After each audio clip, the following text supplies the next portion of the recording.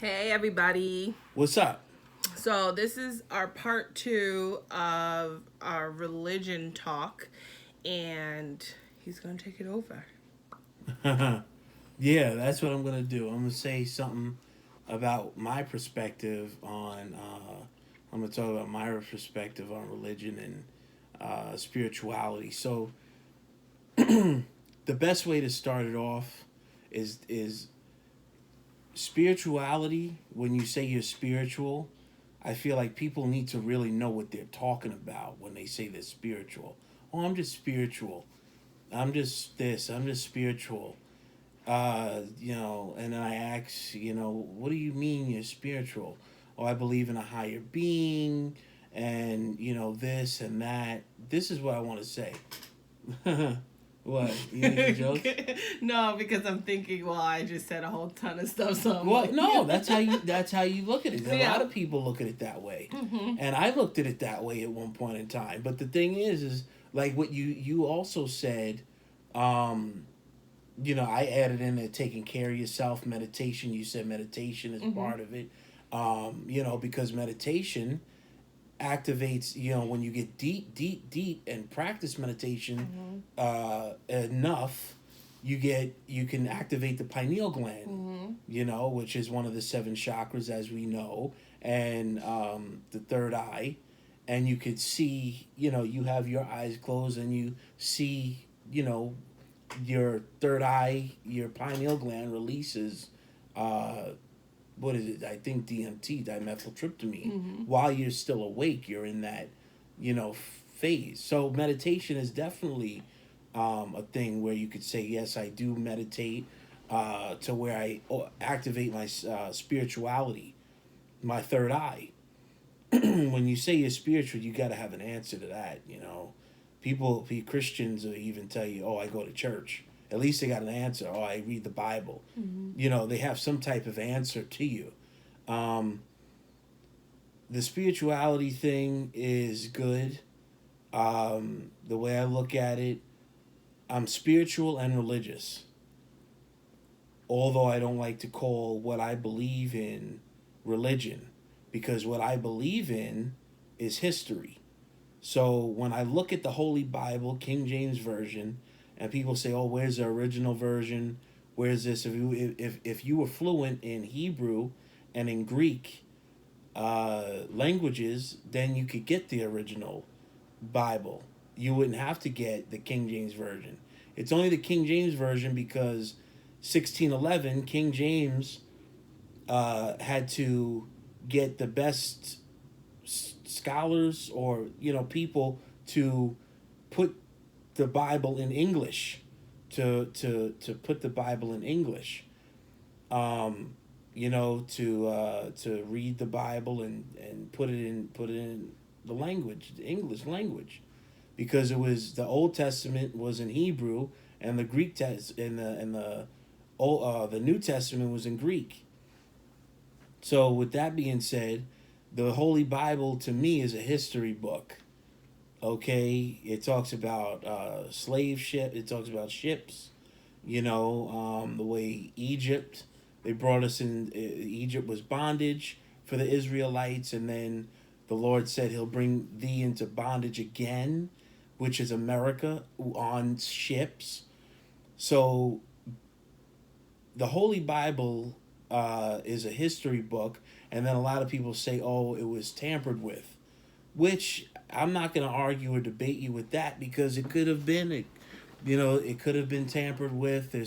Uh, I don't really think it was, but it's a possibility it was.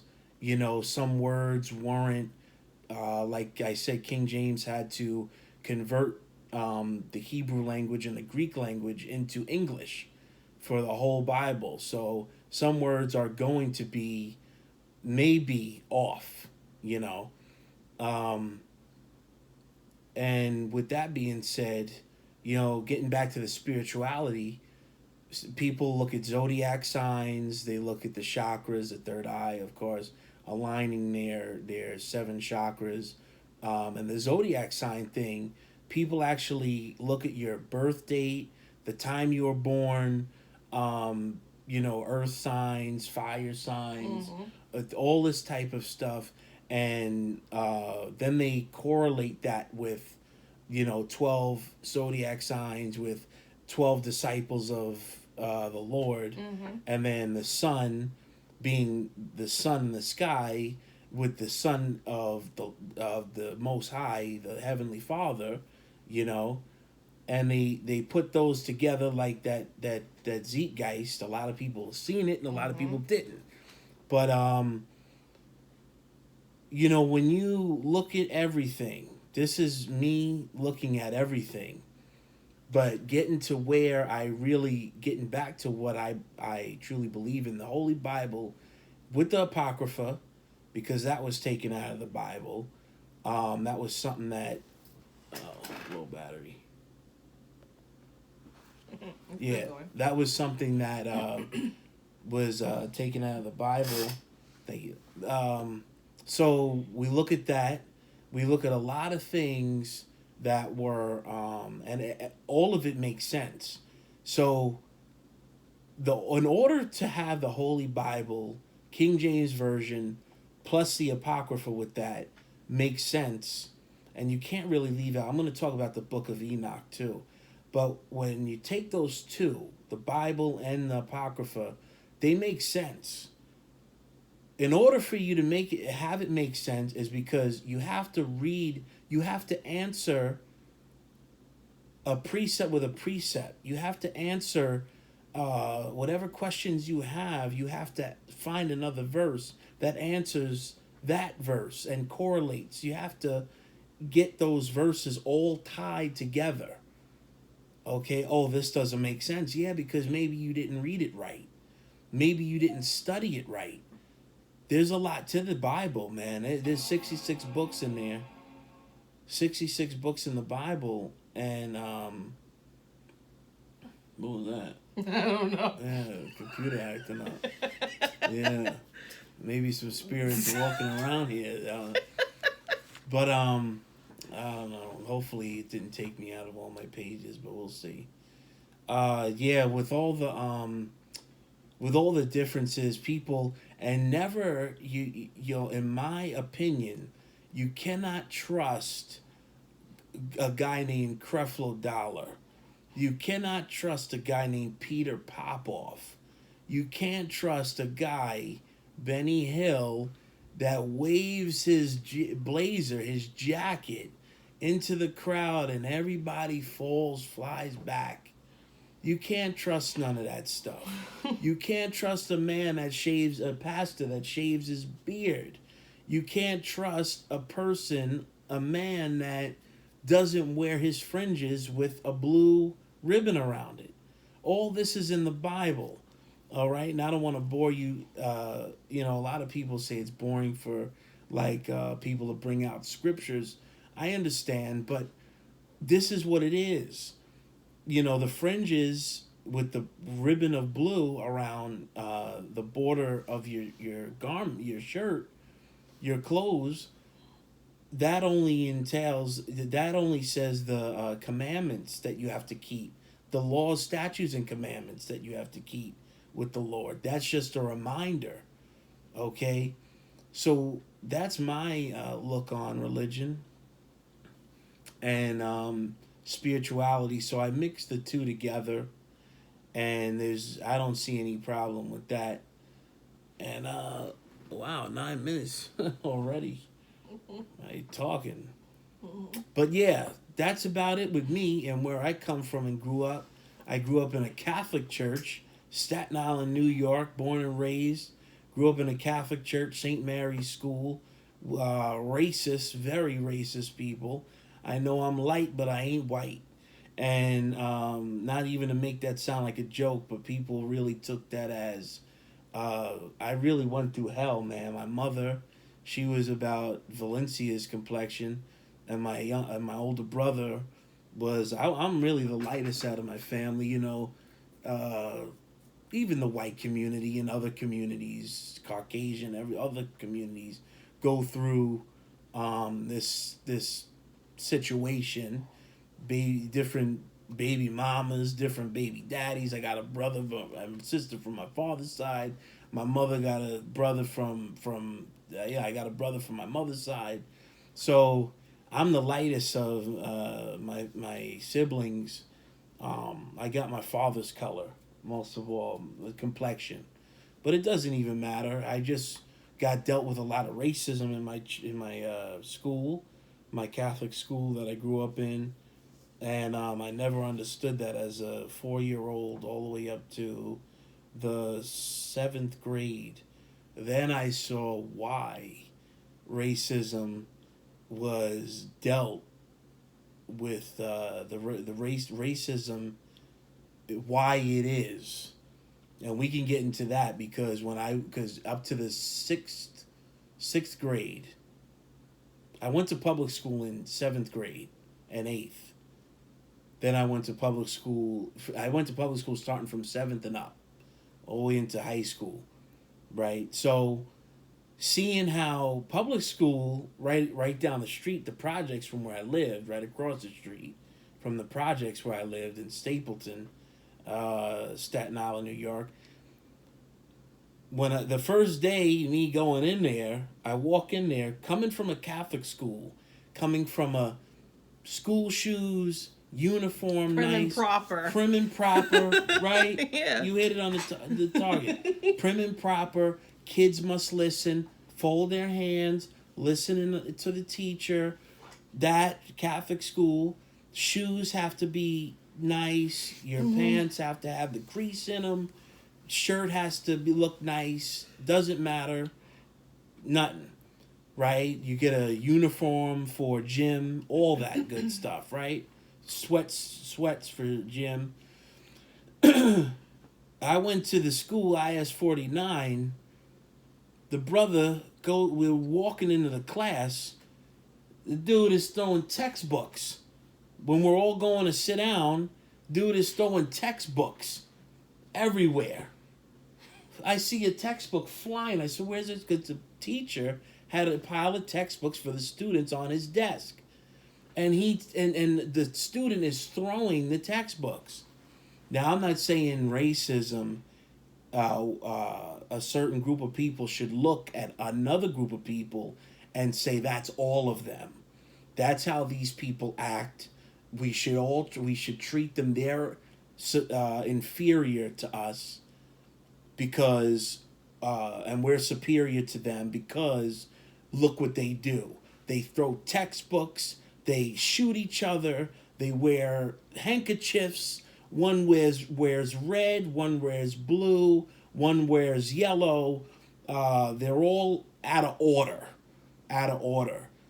And we're gonna get into detail about that type of racism stuff. But yeah, coming from a Catholic school, and my father Vic, he was always the priest Vic. He would be smoking a cigarette outside the school, 8 a.m. We had to be in school. Everybody's walking into school. He's smoking a cigarette, red in the face. He was Irish, and he always had a leather jacket with a flask in his inner pocket. No word of lie. I wouldn't lie on nobody. And he would, once in a blue, you'd catch him take a swag and put that jacket back on and be puffing on a cigarette. And I'd always ask myself, why do I have to go in a big building and talk to this guy? Because he has a personal relationship, so deep of relationship with the higher being. Now we're talking about God, the like the Almighty, the all knowing, all created everything. He has a personal relationship so much where kids, innocent children that don't know nothing, have to go sit with this man in a screen or right in front of him face to face, smelling cigarettes and alcohol and his breath. And we're sitting there and I say, oh, I didn't listen to my mother this week, and I didn't do this week and that. And now he's to go say 10 Hail Marys, 5 Our Fathers. And then you go up and then you sit there and then there's this big statue with so-called Jesus, white, with a crown of thorns, and his hands with. It was creep shit, man. When you come to really think about the Catholics. But yeah, that's what I grew up on, and I've been doing. I eat the bread, the little piece of bread. I never took a drink of that. Everybody's drinking out of that. I wonder how they do it now with COVID-19, man. Everybody's drinking out of the same container. I remember for one of the last times I was at church, they had it in their own little individual, like, looked like a little Jello cup, like a tiny. Yeah, and then you just. But I mean, that's a good. That's one way I saw it. And then you have your little piece of bread / cracker that you take. That they've obviously bought it from some type of biblical wholesaler. In China. Alibaba. But it's definitely like in its own little plastic container. Yeah. That's like literally a sip full. Yeah. I remember that. Yeah, the blood of Christ and and the bread and I'm not downing anything. I'm just saying, that's what it is, man. And the whole book of Deuteronomy speaks of engraved images. I don't even know where the Catholic Church came from, thinking that they're and people. I went to Spanish Harlem. Mm-hmm. Yeah, and I don't want no enemies, and y'all don't need me as an enemy. Get it right. You understand? So, went to Spanish Harlem. Every time I was waiting for this female at the time, this was years ago, and I had my car, I had my hands on my car, my elbows, I'm looking, and I see the church right there. I was parked right across the street from the Catholic Church. Every time, and it was a Saturday night, every time somebody would pass by, it would be this. They'd do this. Mm-hmm. Now, this is Dominican, Puerto Ricans. They're all doing the sign of the cross. Mm-hmm. And I said, wow, they're deep in that stuff. And they all got a chain. They all got a cross, and they do the sign of the cross. And I said, I seen about like 7, 8 cars go by waiting for her. And all of them did the sign of the cross. And I'm like, wow. And getting into this thing too, Egyptology. Egypt, an ancient Kemet, I don't care what you say. If you don't come from there, don't claim that stuff. Don't claim that stuff. You talk about your Nigerian, you could talk about your African, you're not African. If you don't look like an African, don't say you're an African. Okay? Now, I look like a Hispanic. Okay? And I want to teach you the word that what that word actually means. Puerto Rican, Dominican, Mexican, Jamaican, all those words have meaning behind it because we were named. Even the Indians, Iroquois Indians, they don't like being called Iroquois because that's the Europeans' word that the European gave them. That we were in the thing. Mm-hmm. And, they like to be called, there's another, with the original, what they made for themselves, that tribe. So with those words and what they mean, but I was getting somewhere. Yeah, basically, it's a lot. It's so much to it, and don't claim no African, because you can't be African American. Don't even, and if you want to debate me, because you can't be this or that. An African won't even say I'm African. You understand? If you're from Nigeria, you're gonna say I'm Nigerian. Mm. If you're from Egypt, I'm Egyptian, mm-hmm. Right? Or wherever you're from in the continent of Africa, whatever country, you're going to name that country. You're not going to say I'm African. I'm African. You're not going to say that. So Black African Americans, look into the tribes that the Bible speaks about. A lot of these people that are teaching you in these churches, they don't even know what tribe means. They don't know what tribes, the 12 tribes of Israel, and what Israel, Jacob was Israel. Jacob have I loved, Esau have I hated. Who's Esau? Who's Jacob? Why did his name Jacob's name get converted into Israel. Okay, and when you read it, don't look at, oh, he wrestled an angel, and oh, this is some type of a talking snake, and no, look, you got to understand, read and study, and think for yourself. Critical thinking. That's what we should name our thing. Critical thinking, and jokes, laughing. Laughing. Critical is some type of way where we're getting critical thinking and still comedy. Still a lot of comedy. Critical thinking in life. Critical thinking in life, right. And life or in life. we could play on it, see which one. Yeah. Because things are crazy, man. Yeah. You know, George Floyd just got killed.